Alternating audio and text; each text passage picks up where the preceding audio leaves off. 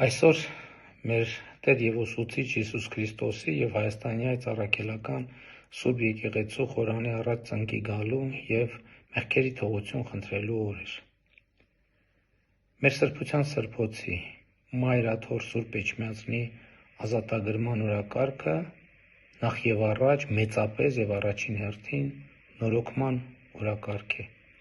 Հայաստանի այս առաքելական Սուրբ Եկեղեցու հոգևոր նորոգման օրակարգ,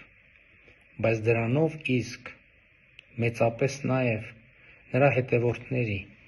մեզնից յուրաքանչյուրի հոգու և հոգևոր կյանքի նորոգման օրակարգ։ Ես առաջին հերթին խոսում եմ իմ մասին և այսօրվա պատարագը ինձ համար իմ հոգու և հոգևոր կյանքի նորոգման մի կարևոր մեկնարկ է, և ես հույս ունեմ, որ բոլոր այն մարդիկ,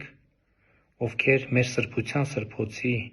Մայր Աթոռ Սուրբ Էջմիածնի ազատագրման և Հայաստանի այս առաքելական Սուրբ Եկեղեցու հոգևոր նորոգման օրակարգի կողմնակից են, այդ գործընթացը կսկսեն իրենց հոգու և հոգևոր կյանքի նորոգմամբ, որովհետև մենք մեր սրբության սրբոցի Մայր Աթոռ Սուրբ Էջմիածնի ազատագրման և Հայաստանի այս առաքելական Սուրբ Եկեղեցու նորոգման ճանապարհին պետք է արժանի լինենք մեր սրբության սրբոցին, Մայր Աթոռ Սուրբ Էջմիածնին։ Ուզում եմ ասել նաև, որ մյուս կիրակի օրը նույնպես Հովհաննավանքում կմասնակցեմ սուրբ և